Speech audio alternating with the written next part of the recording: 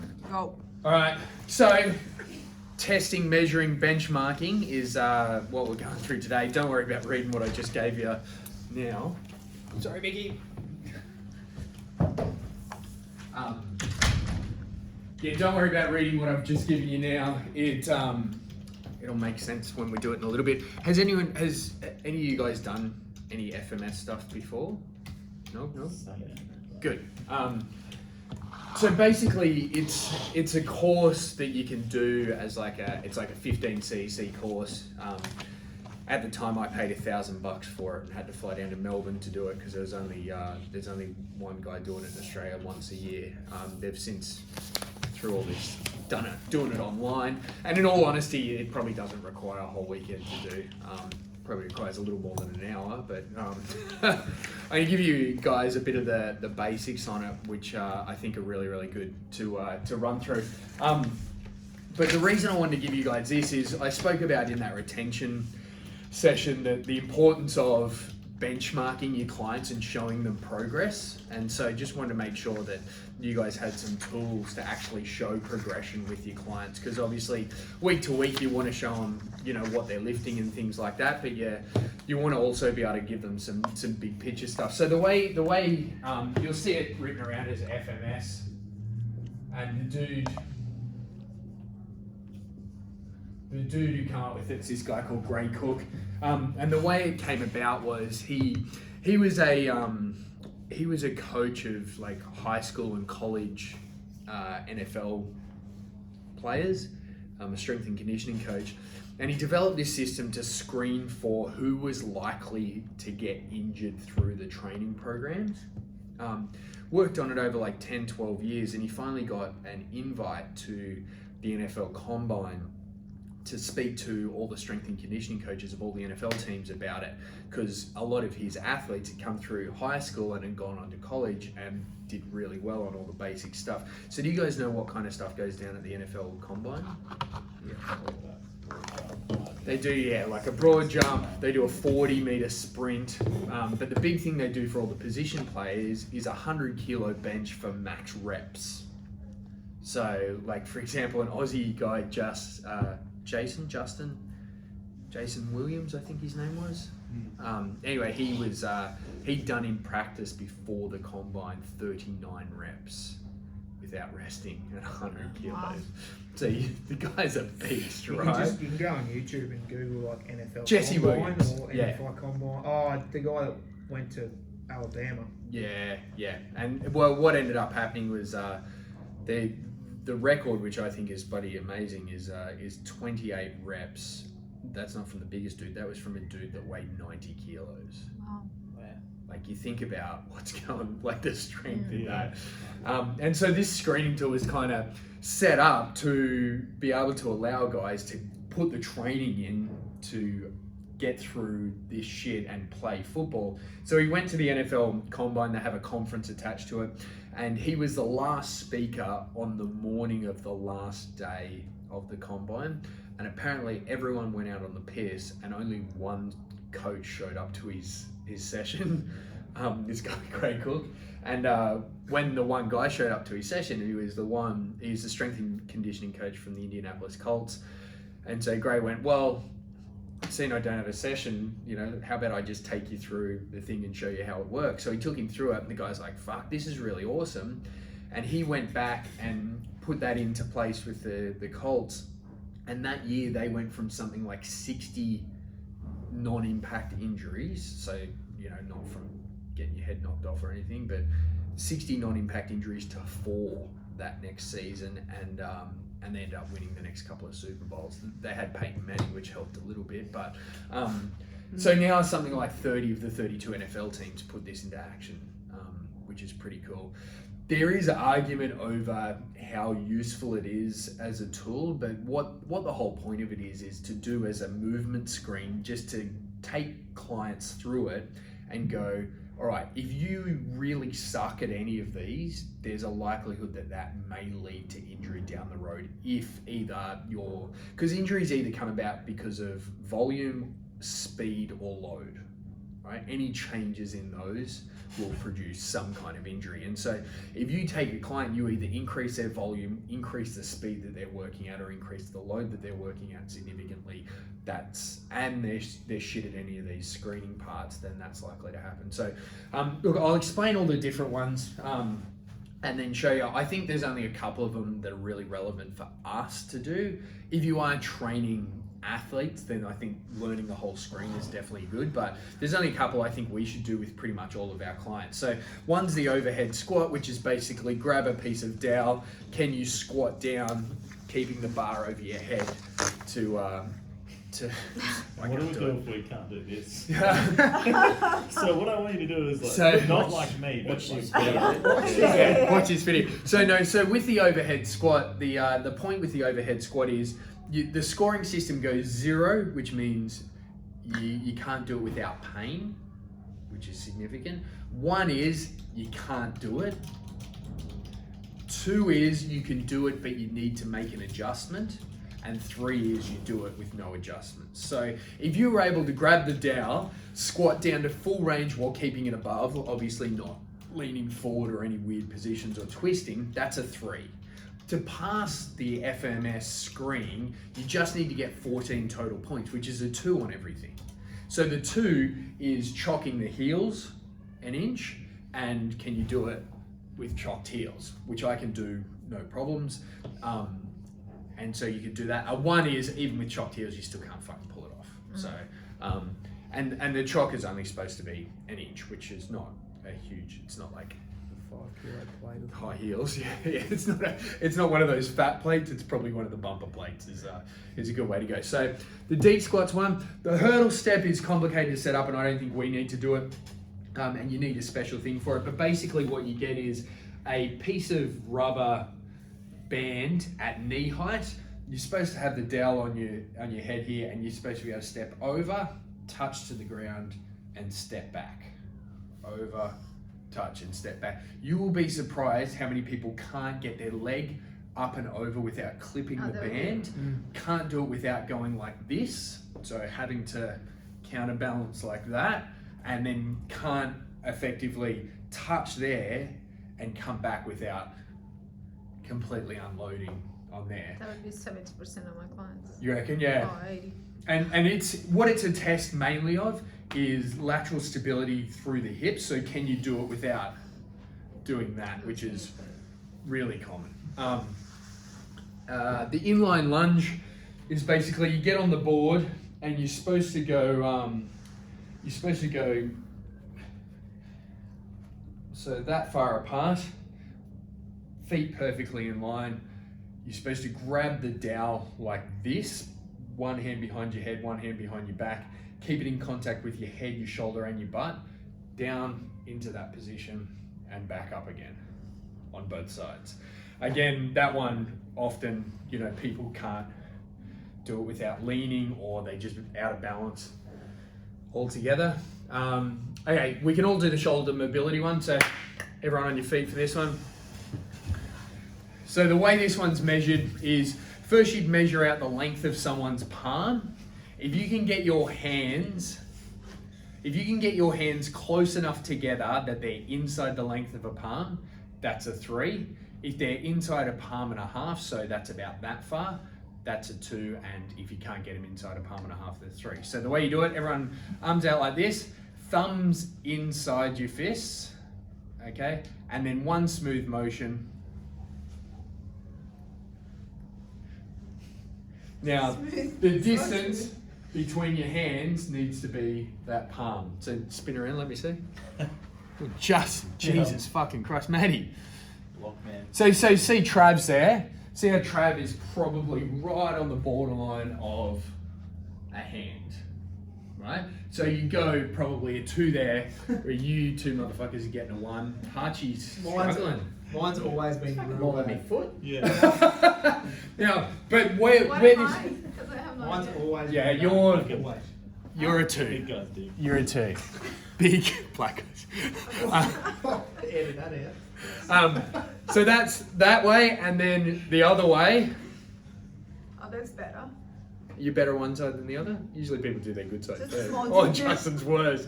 Oh, Jesus, man. I can just feel my tricep going. Yeah. Oh, this way is so much better. Yeah, that one's a lot better. You're even, Trav, but you're borderline on both of them. Oh, I can If try Justin really was a cool. horse, we'd shoot him. Borderline bad. A horse. Matt has to let go of his fist just to try and make his hand look a bit longer. Because some people will do it. Some people will do it and they'll go. Yeah, but that's how it works. But ideally, it should just be like this, guys. It should just You be. soak your back like that. Oh, yeah. Okay, Oh, and you pull you good. up. Well, no. So here's the thing. This is what you look for. So I'm at risk because I'm a 3 right arm. So my right arm up on a 3, got my left arm up. Huge. Oh, yeah. I'm a 2. Oh, huge, yeah. Huge difference.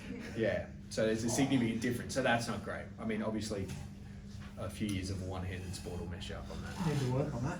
Yeah. So I'll show you guys some stuff with that. When So it's from crabbing. that shoulder mobility test, I think you should run that on Yeah. pretty much every I can do client that. because that'll tell you a lot. Because That's applicable to me. if you suck at that, pressing overhead and pressing with a bar is likely to lead to shoulder injuries eventually. Yeah. Now you could get away with doing it for a long time and not get injured, but it'll start to occur when the load goes up or the volume goes up. Does that make sense? Yeah. So just being careful with that one. There's something called the shoulder clearing test. It just tests for impingement, which is basically arm across, hand to your forehead. So if you can do that without pain. Is that one of those dance moves? Right. No. Dad joke. This one's A little bit of a twinge there. So that one's good. Getting old, man. The next one is the other big one that I think everyone should do, which is called the active straight leg raise. So I think that's a massive one. We're going to go to the floor. Come around here, Trav. We're all going to have a crack at it. So Oh, my hair's basically, clean. the active straight leg raise is this position, leg up as high as you can, one smooth motion. So trying not to get momentum involved in it. Can you repeat, please? Sorry, we missed. We're gonna get Travi to do it. Down on your back, big fella. See how this trail runs. So arms palm up 45 degrees. So that's just to make sure you're not using your hands. Feet and ankles together. Okay, and there's 3 points we're looking for. There's the knee, there's mid-thigh, and there's hip. So mid-thigh is the pass point for a 2. So let's go. So can't get his foot past there, back down. All right, other leg. It's a little better, but would you call that leg straight? Nah. It's a no from me, dog. Down. Leg straight, go left leg again. Slow, slow, slow, slow, slow. Oh, yeah, Up, up. Ooh, twit. No. So go right leg again. So you don't want the hips as well to lift, or Yeah. doesn't? See how he's barely passed there on the right leg? Go there. Twite there. Twite. It's not getting any better. Down. Left leg. His hand is nearly touching the ground now. Yeah, so see how he's not quite. So he'd probably be a 1 on both sides of those, which isn't great. 1 out of 10. Go on, Justin, get down here. That's This does have to be better than the shoulder. Come on, Justin. This has to be better than the shoulder. All those plates you've been doing. Come on. On your back, Jack. Arms forward. Alright, so first one is the knee position. Alright, up we go, slow. Huh? Oh, it's pretty good. Is that leg really straight though? Get back down. Alright. Go, yep, left. No, so he's good, right? Mm-hmm. Happy with that. So Not he's bad. a 2, both sides. Well done. Wow. Lomas, go on. Shoulders are horrible. Yep. Hips the worst. See you on screening test. Dad boards. Quarter cramp. Alright, yep, feet and ankles together. Alright, I'm broken. let's go. Oh, Oh. impressive. Not bad. We got a little lift in the left hip to get there, but we made it. Yeah, I'll give him a 2 either side. Oh, how good. So 2's a pass. 2's a pass. Come on, One Dad. is one Come a on. fail. One is one is your sub, Yeah. and then a One is your 3 twit. is you're awesome. Well, you can get to a 3. Three's awesome. One That's is that's when your knee touches your forehead. Sure, great. so you punch 45 degrees. Feet ankles together. Now those were the days. There's some Down shoulders. the other side. Oh, that's good. Look at that. Do I? You have to keep your head I'm down. just watching my leg. Yeah, I know.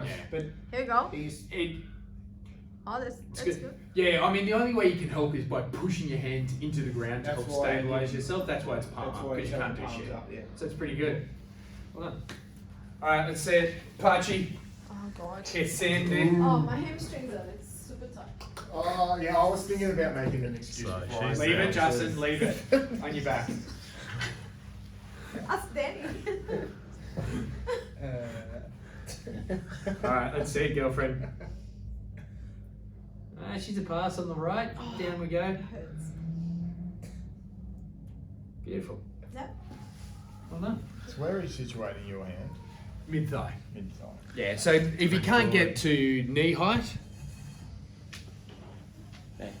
that's a 1. If you can get to mid thigh, that's a 2. So yeah, that's a good one. I love the active state leg raise. Oh, we can all try the trunk stability push up. I think the trunk stability push up is all right. It's a really good test of some shoulder integrity stuff as well, which you'll notice, and a big one of core strength, basic core strength for everyone. So if you want, you guys can all come check this out. Come on down on the floor with me. Come on down. Let's go.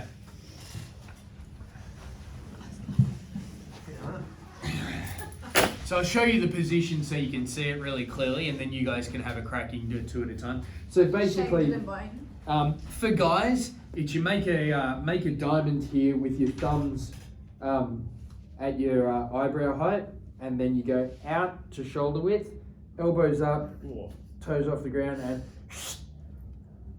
up. For girls, it's chin. So my shoulders are going to explode. See? But just one, right? There? Yes. There. So Yeah, yeah, just It's not max per minute. That's it.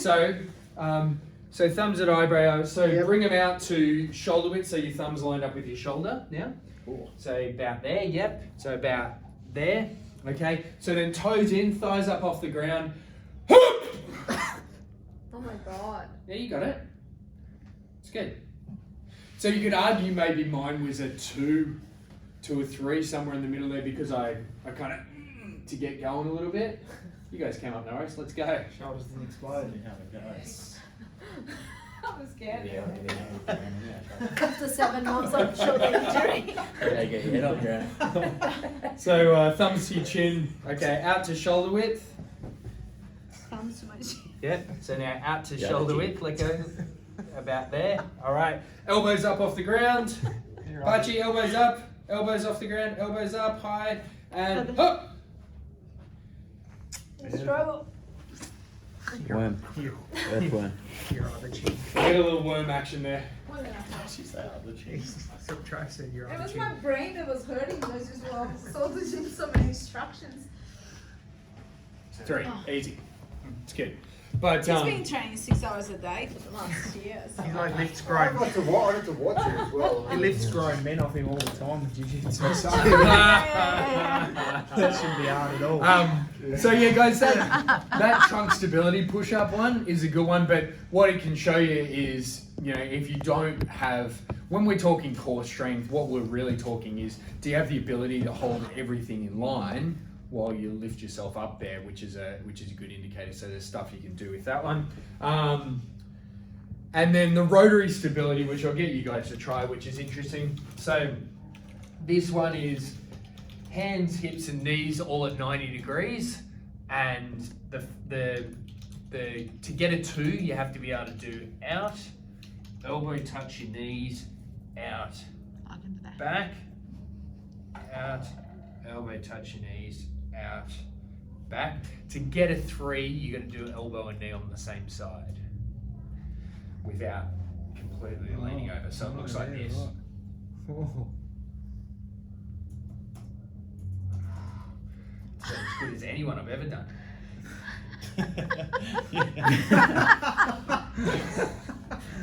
Stop it. All right, come on, have a try. Let's go. Oh God. Let's see it. You two go first. You do it anyway, but someone come down to do it in front of the camera, just for laughs. Yeah, I'm gonna do it over here. Just gonna do it over here. Going straight to the 3. So yeah, everything at 90 degrees. That's in. So opposite ones first. So how about that? Yep. Elbow touches the knee. Yep. Some people can't get elbow to knee, and then back out and then reset. Back out. Reset. Yeah. So you both good 2s there. Okay. Let's see the 1. The 3. Sorry. So both sides. Is that the two? Yeah. Oh my God, wait, is that hard? It's really Yeah, hard. it actually is. Without falling over. It's like one of those tricks that Ah! Oh, JT got one. so those years of ballet. Oh, I'm just Lean gonna go over straight to there. the 3. Because I know the one that I can do it. Wow, I'm gonna do the It's hard, right? it's hard. Shifting way. Parchy's down. Shana, you can have a crack. Yeah, This would be interesting because you do a lot of rotary stability Is in that your- right? in your work. Yeah. Like in your. That's my work. That's actually Like, This this is my is work. Huh? Right Yeah, hand that's what it is- is. Am I doing So it? 90 degrees, everything. My leg was like, Yeah. actually, I'm not sure if I'm going to Teacher, teacher. Look at me. Elbow touches the knee. I think it was a bit. Yeah. That's it. So you keep it slow. All right, let's go. Single side. This is even just weird in my Need to head. flex Yeah. your back a little bit more, Shane. Yeah, it is weird, eh? Yeah, really strange. Oh, I got it. You really got to think You about got it. I got this side here. Okay, wait. Look. I did run this on a dude once. And he's like, oh. I don't reckon 90% of people would do it confidently. No, I've only ever seen one dude do it Yeah. 3 confidently. Oh, did you see Remember, my you only have to three do it 2. here? Did you see my 3? I No, did show it me. twice. Show me it. Oh, If you've done it once, you should be able to do it twice, oh Mark. my God, I'm exhausted. You need to work on your fitness, girlfriend.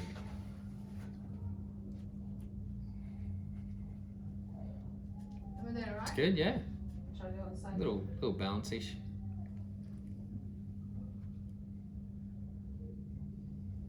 Dead on that side. So if I wanted to be really picky, I could say elbow didn't touch the knee. Do your feet have to be a certain way? What do you mean? Like, do it again, Party. Do your feet? You have to be on your toes.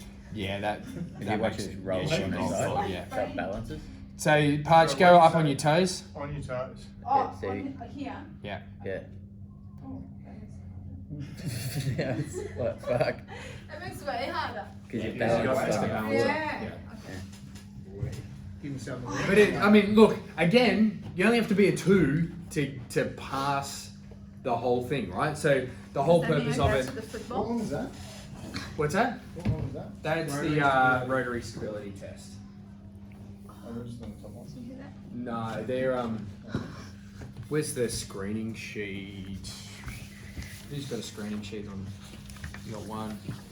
I think I printed a couple. Oh, yeah, this one. Yeah, that one. Yeah, I mean, you guys don't need the screening sheet because I just wanted to show you guys the whole screen and everything that kind of goes with it. But so the whole point of doing the point score is you go down and run through the whole thing. You identify any areas where someone is a real struggle. But for intents and purposes of what you're doing here, I think a couple of the valuable ones to do is active straight leg raise on everyone. Because that'll tell you a lot about what's going on with their hips and their legs, which when it comes to squatting and everything that goes with that, it'll tell you a lot. I think the shoulder mobility test Definitely. is a good one. And I think the third one, you know, providing the person, most people should be able to get the rotary stability crossways, but it'll tell you a lot if someone can't. But the other one is the push-up test is quite a tough one to do, and if someone can't do that, then you've got some stuff to work on. But what the whole premise of the system is and how it works is FMS is designed that in such a way that if you do the test and you are short in any area, anything you do to improve that area is effectively helping you with what you need to get by. So the goal isn't necessarily to improve your core stability. The goal is to improve your test score. And once you improve your test score, then overall your chances of getting injured go down. Does that make sense? Mm-hmm. And so I, after sitting through the course, there was a lot. They have a library of something like 1,800 exercises that you can do for all the different tests to improve them on their website. I kind of just went through the ones that I think are the most effective and most useful exercises of all of them, and I broke them down here. So in that little breakdown sheet I've got, did you get one of those? I did. Yeah, in that little breakdown sheet I've broken it down into, you got your mobility ones, which I think are the two that we need to look at. Then you got your stability. Your functional patterning ones are, your ones where you get into the more technical stuff, like can you do a bunch of these things effectively. But I think, those first 4 tests are probably the most valuable ones to do for our clients, provided they're not training for some kind of elite athletic adventure, particularly one that has a high physical demand component. It's arguable how useful this is for golf, whereas this might be really useful for, it's probably not that useful for, say, a cricket batsman. Might be useful for a bowler though. Some of them might be more useful than others. It's probably useful for all kinds of football, any sport where there's a lot of action going on. But say, with the active straight leg raise, and what they do in the course is they actively discourage you from trying to diagnose why the person sucks at a particular thing. Because with an active straight leg raise, can you guys think of, there's 3 main reasons why someone sucks at an active straight leg raise. Do you guys want to throw some guess at what they might be? Weak hip flexors? So one might be hip flexors aren't activating very well. Other one? So the other one is your inability to stabilize the pelvis so that you've got something to pull off it. And the other one is hamstrings. Yeah, the hammies are just tight, right? And so what they do is then they ask you to go through certain things that'll basically narrow that down. So for example, say we take Trav, let's stretch his hammies. If you then retest and there's a drastic improvement in the test, there's our issue. No need to look any further. But I've done this on plenty of people where I've stretched their hammies, then asked them to retest, no fucking improvement. None. So inflexible hammies aren't really the issue. So you see here in the active straight leg raise one, the first screening tool is just toe touching. They talk a bit about the crocodile breathing, which is basically your ability to breathe with your diaphragm as opposed to just shallow breathing. I found it completely useless, but apparently there's a whole bunch of people out there who are right into breathing and doing all that kind of stuff and say it makes a massive difference. Just because it doesn't make a difference with me doesn't mean it doesn't make a difference with anyone, by the way. It probably works really well for a lot of people. But yeah, so the toe touch and the soft tissue mobility stuff is the main things to work on. So if you haven't already, my favorite mobility guy to get on top of and search his videos and stuff is Kelly Starrett. Have you guys seen Kelly? No. Fuck, he's awesome. He's How really to good. spell surname? Star, S-T-A-R-R-E-T-T. Yeah, I think it's double R in the middle there. Starrett. Anyway, Kelly wrote a book called The Supple Leopard. He got my attention because I heard him on a podcast, and he said in the podcast that, you know, when we're roaming the plains of Africa and a lion popped out from behind a tree, we didn't have the ability to say, just give me a sec while I just limber up before you run away. You had to be able to just fucking sprint. And he's like, if I asked you right now, everyone cold, straight up, to get up and sprint full pace, how confident you feel in that? And I went, me personally, fucking very unconfident in that. Like, I would ping, like I'd do a hammy or something, guaranteed, if I went full pace straight up. I need to warm up. And he's like, well, if you need that, there's something wrong. I'm like, yeah, fuck, he's right. So I started looking into his stuff. It's amazing. So he's a real sadistic bastard. He comes up with some really messed up stuff, like some of his rolling stuff, like if your quads are having issues, most people like roll on a foam roller and that hurts and that's pretty intense. He like loads up a barbell and like rolls a barbell across your quads and stuff. He calls that a leg smash. But it's a good No, name. my man. His banded stuff is really, really good. So what I might do with someone like Trav, so come around, Trav, we'll give you a quick test, is do just a straight up. So we saw he sucked pretty bad at the one. He said he's done 30 Ks over the weekend, so there's a high likelihood that flexibility. So just do a toe touch stretch, just down we go. So what you'll notice straight away is if someone goes to toe touch and their toe touch is good, but their active straight leg raise is bad, it's probably not a hammy issue, but his toe touch is a little restricted as well. So lay it down for me. Be a shit stripper. Yeah, his toe is shit stripper. So his toe touch is bad. So what we do is we then do a little, so see as soon as I get to there, his hip drops up because he's fucking tight as a fish's bumhole and that's watertight. Oh. I hope so. Relax. Come on, you I haven't consider torn a hernia in 6 months. Right? That's where submarines got it, eh? 2020. Shannon's like, you need to make a fish's bumhole. Give me a little PNF push. Shit You ready? always 3, sink. 2, 1, go. 5, 4, 3, 2, 1. Relax. Tell you what, it wasn't a huge difference there, Travis. 40K week in Was trail. it 40? Drop that in. Oh! And to work out yesterday didn't help. Just give it a So solid you're a pound. cell boy, Yeah. an hour in the cell boy. Hasn't done me yet. Relax that. Where'd you go for your hike? Orang, so far. Yeah, okay. Got lost, that's why I ended up so big. The GPS works. Easy Ready? to do in your own Drop your state hip forest. and push. Go. Push. 4, 3, 2. What'd you say? Relax. About 1,000 trails is easy to do. Yeah. One wrong turn and you fucking blows out real quick. All right, feet and ankles together. All right, up we go. It made a small difference, but it wasn't huge. Down we go. I would have expected a lot more. Up we go, left. Again, so there's a small difference there, which up you come is noticeable, but I wouldn't say that's a massive difference between the two different ones. So then I'd go looking for some other stuff.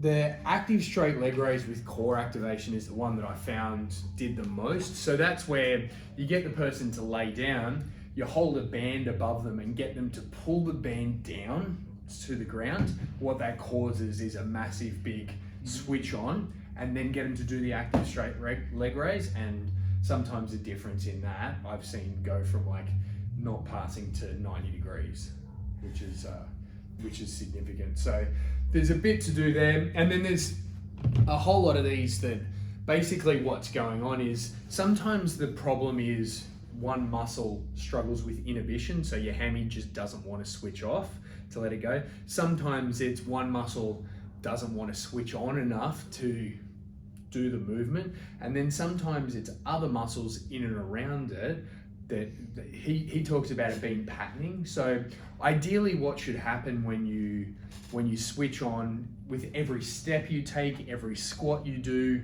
everything you do, there's a sequence in which your muscles should switch on in an ideal world. Now, normally what happens with that is it generally goes from deep to superficial muscles and proximal to distal muscles. So when we're talking about hip extension, be it from a squat, a dead, or a running step, ideally what should happen to stabilize everything is your deepest glute muscles should be the ones to switch on first. So it should go obturator, glomerular, then your piriformis switches on, then glute med, min, max, then hammies, then everything else fires off that. Now, that all should happen in a split second, but if it happens that way and it starts closer and deeper and radiates out, then the stability in and around the area is higher. So I'll give you the other example is if my hemi switches on before my glutes, which is really common, particularly with people that sit a lot or that do one activity in a highly repetitious state. So cyclists are a good example. Is if I take every step and when I activate, it goes hemis, then glutes, and then up. So your hemis origin up here, does anyone remember what part of your pelvis it attaches to?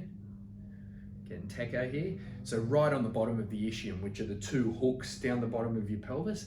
Now, if in this position my hemis activate with force, what they do is they will cause my pelvis to do that, a small amount, right? Now my glutes, because they come off my pelvis and come around, they should lock it in so that hemis can just pull straight off that and there's no movement. But without glute stability, you're gonna get a little bit of movement here. So then where is the load, the actual physics force being transferred to if the pelvis moves? Straight to your L5S1 and your L4, L5 disc then have to be the ones to take that load. Now you think about that in someone who's going running, is that every step, this going on at your back, over and over and over again. What's gonna happen eventually? Guaranteed. So one way that you can test for that, which I'll get you all to have a crack at just seeing what the test is like, because it's always really interesting, is you can actually see when you ask somebody to do hip extension, what actually switches on first with them. It's definitely not COVID safe, the test, but hey, let's give it a go. Come on, Trav, everyone come around this side and you can test each other and just try it. The hips is where it's most noticeable. I mean, shoulders and other stuff. On your stomach for me. So what you get him to do, relax, this won't hurt a bit, famous last words, is you want one thumb in and you want to get it right in where the glute and piriformis is, so they're not up there or down too low. And then one right in the belly of the hemi. And then what you want to push in enough that you can feel what's going on there.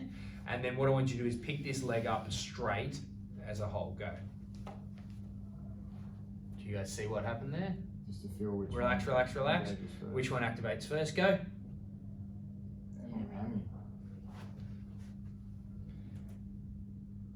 Good.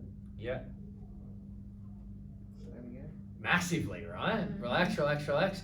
Now, one thing it could be is he could be just really, yeah, he's locked up through here. He could be really tight and have some stuff going on there from a workout over the weekend. So you always want to say, all right, what I want you to do is I want you to activate. Focus on glute first and then hemi, go.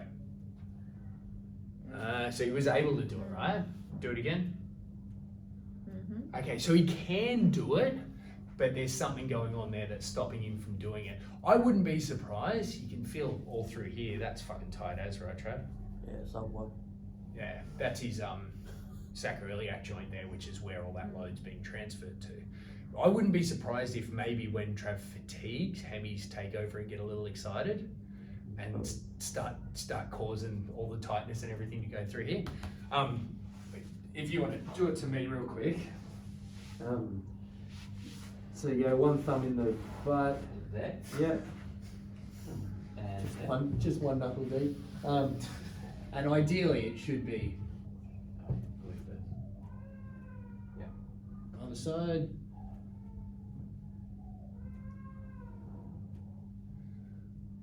So is that you like thinking about turning your glute on? Mine first, doesn't or- naturally. It doesn't actually.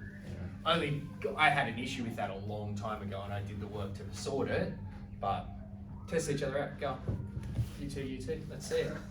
Can't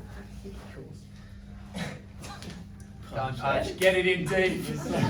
2 knuckles. Where's that pen?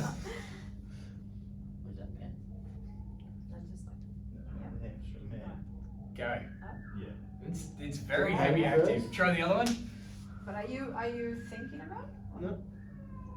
Yeah, either hand man. I'm a hand man.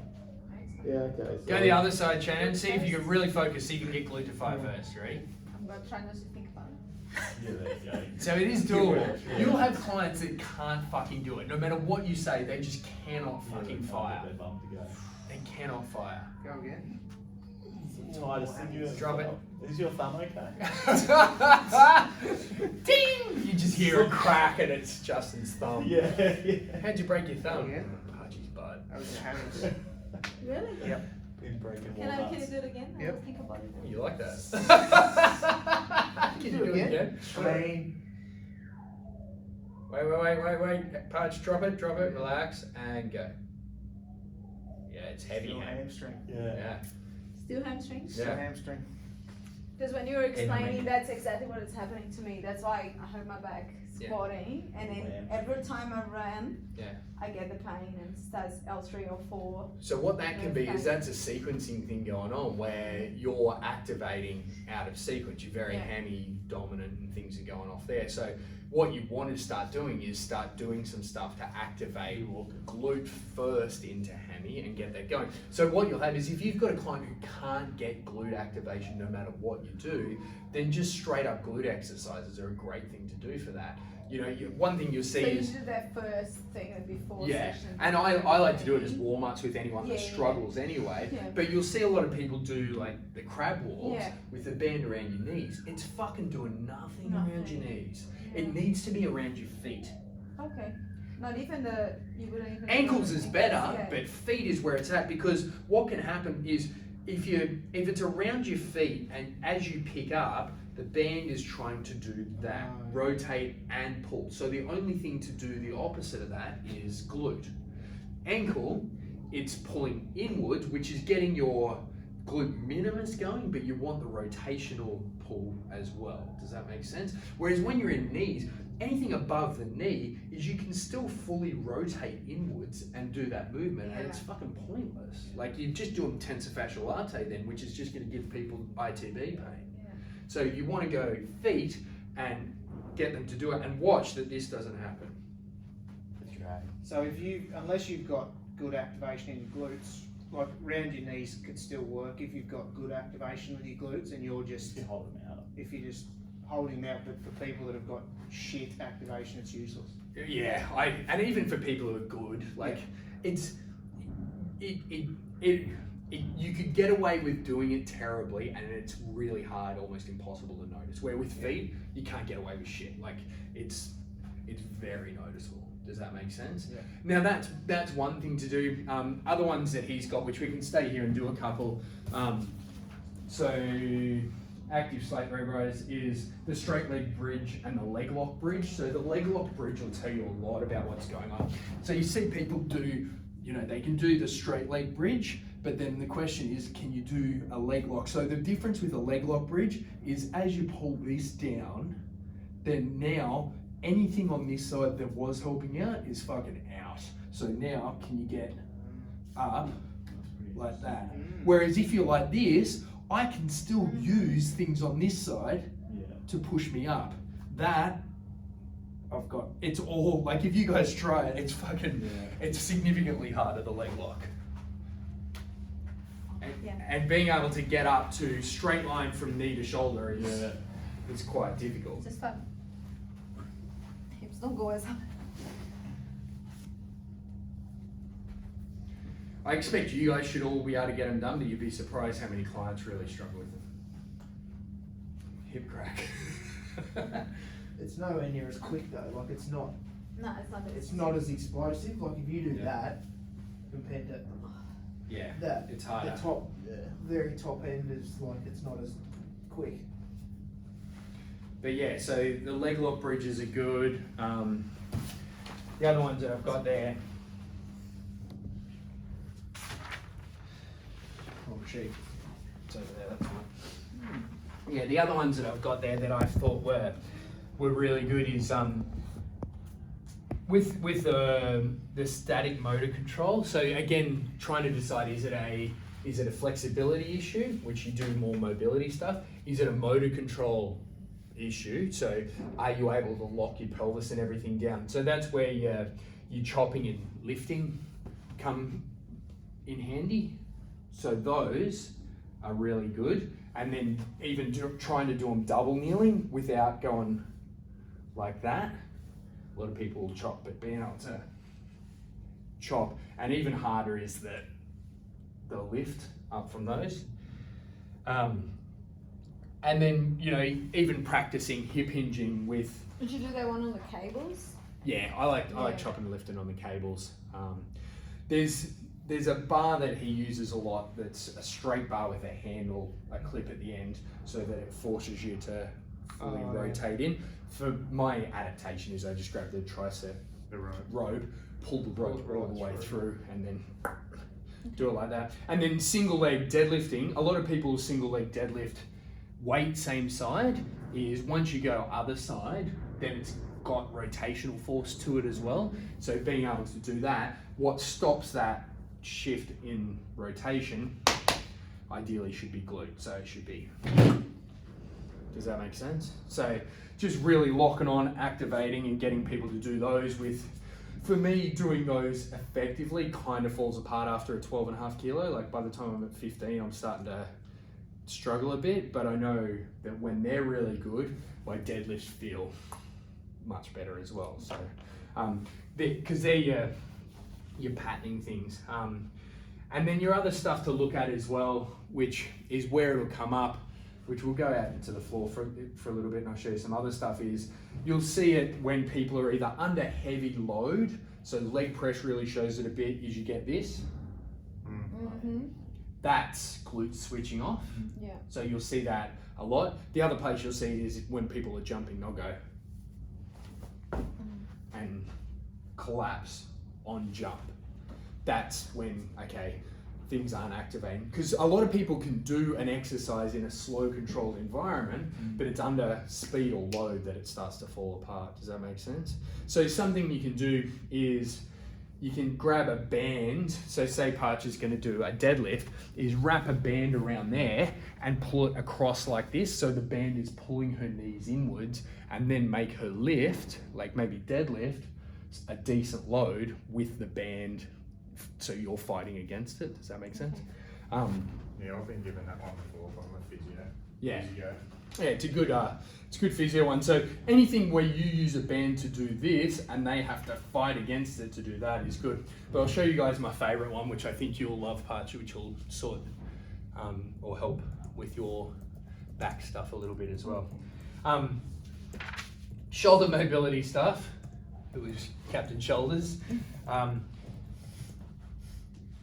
So with shoulder mobility, it can be a couple of different things, and I noticed it was different on a few of you guys. Is that one is, so what you've got here is you've got your ability for your scapula to upward rotate and triceps to relax to be able to pull into that position there. Most of the time when people are cutting short in that, they don't have the ability to rotate their scapula effectively. But the real danger one, which causes or leads to the most injuries, doesn't cause them, is your ability to inwardly rotate and reach up the back. So you'll get some people who go like this and they're like, they can't get below the back of their head. You get some people who get below the back of their head and then they go like this and they're like barely above the small of their back.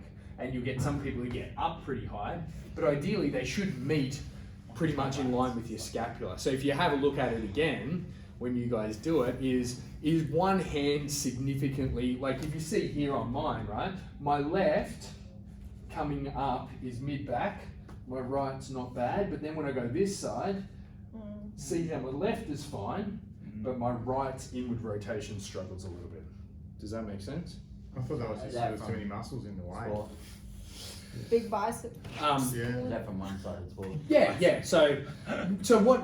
Well, to explain what happened with me is I played on the tour for like going like this to put it on. 6-7 years at singles, and singles is all, you know, I'm playing a lot of backhands and hitting the ball as hard as I can. When you think about a backhand, it's step, rotate, and then lateral rotation with as much force as I can generate, and then forehand's the inward rotation.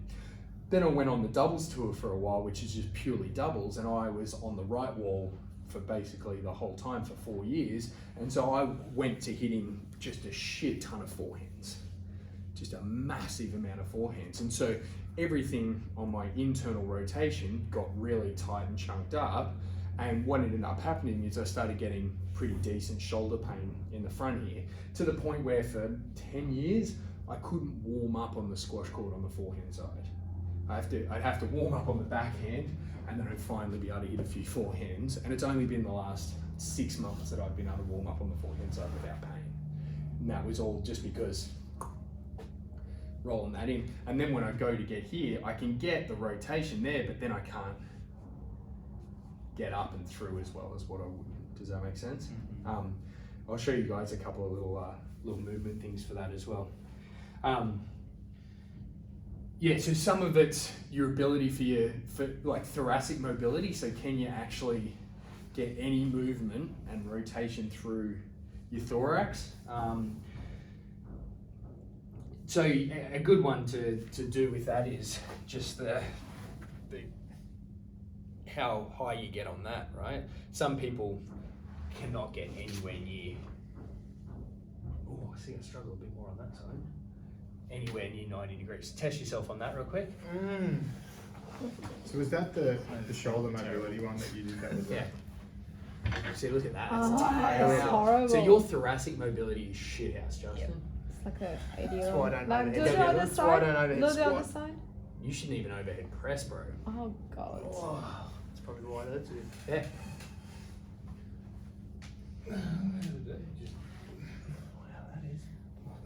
So that's actually surprising yours is that bad. How's yours, matey? That's horrific. That's not great. But then the right side's Much better. Yeah. So yeah, just can you go? I'm like you, I've played hockey. Oh, that's horrific. Yeah, and it's all one side, right? That's Yeah. hurt. I had an injury in these shoulders. Yeah. And you'll notice, like, if you're really compensating, you'll start getting crampy through your back as you're trying to do it, because your muscles like. My left side is Yeah, you gotta force it up. Like, yeah. Yeah. Well, but Justin was like this. yeah. I might look like I'm waving to someone over there. Yeah, so there's a bit you can do. So one thing I'd do with Justin is I'd sit him down on a bench, lock his knees in, put something on his back, and just rotate him a bunch. The Russian twists. Yeah, what's You know, with the bar, but yeah, just sitting and just rotate him. No load, but just trying to get rotation through there, and then retest him. And if his test improves, we go, fuck, well, there's our problem, thoracic mobility, we'll work that. So a lot of the time you can be looking into his shoulder, trying to work out what's going on. And the problem's not the shoulder. The problem is the shoulder's just working so fucking hard because thoracic mobility is terrible and it won't allow you to move properly. Does that make sense? Mm-hmm. So it's a really good tool for kind of designing. They do some shoulder packing drills, which these are a little bit weird. These are one of the things that I had to work on, which a shoulder packing drill is you go up like this and holding there. So basically what you're trying to do is open the shoulder joint and then pack load it. yikes. Yeah, which looks really weird and is super scary, Yeah. but you Yeah, it looks actually like surprise yourself how quickly you can improve in the amount of load you can hold. And that's all kettlebell because they want the kettlebell dragging the rotation the right way as opposed to a dumbbell, which is just linear, which is a little bit crazy. And then you start getting, so that was an arm bar, and then you start getting into your the shoulder packing drills, the simple ones are literally just load there and trying to get as heavy a load as you can before you start moving on to those, and then doing half Turkish get-ups. Have you guys done much on that before? Get-ups? A half one. Yeah. I'll do full ones. No. Yeah, I mean, full ones are good. To me, there's not a huge amount of benefit after you're halfway. So a proper get-up is from here, there, that's half, and then the full is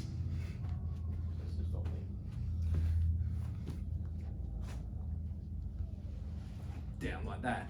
So I generally find most of the benefit, particularly for the upper body, is done once you're there. You don't necessarily need to do the pull through. That's actually a lot of lower body action going on like that. But they can be really useful to do with a little bit of load on them. It's actually surprising when you take a client through from barely being able to do that with like a 6 kilo kettlebell to doing it with 20s. how Yeah, I a tried to lot do of it for stuff. one of my clients because he kind of struggled. He has gained a lot of strength, but one of the things that he's really struggled is to getting off the floor because he's 50. Yeah. But he's strong. We've been working on mobility and all that, and I just tried to do just like not even half, like a quarter, and he could not do with 6 kilos. And I just try without any weight first, and it still was that he just, I don't know exactly. So a lot of the time that's rotary stability stuff Yeah. as well, because his inability to crossfire on his body. So with the rotary stability stuff, whenever you've got clients doing that, I will almost exclusively go to heavy loaded single side exercises. So that is single overhead presses, single dumbbell presses on a bench. Okay. So if you load a single dumbbell press on a bench, so for me, let's say I'm feeling good and I can press 30s, you give me a 25 and make me. Thanks, Jeff. Cheers, mate. See ya. Make me. Is he upset because his shoulders are fucked? I'm going to work on my See you, mate. Yeah, like if you give me a 25 and make me press to full range, so below that and back up without falling off the bench, there's a lot of cross-firing going on that really has to work that. And same with doing a dumbbell row rather than using a support or a knee, it's just like that, because there's a lot of counter rotation force going on there. That is a really fucking strong, good exercise. And then just I usually start with most people that have rotary stability stuff or any kind of core stuff going on is just single arm kettlebell pressing above head, because it works a lot of shoulder stability, but it is also a lot of this that you counter fighting against. Does that make sense? How are we doing for time? We're done. Anyway, there's all that stuff there. You guys are welcome to use that. The only other thing I was just going to say, if you got 5, I just want to show you guys a couple of quick ones on the floor that I think are really useful. Come on.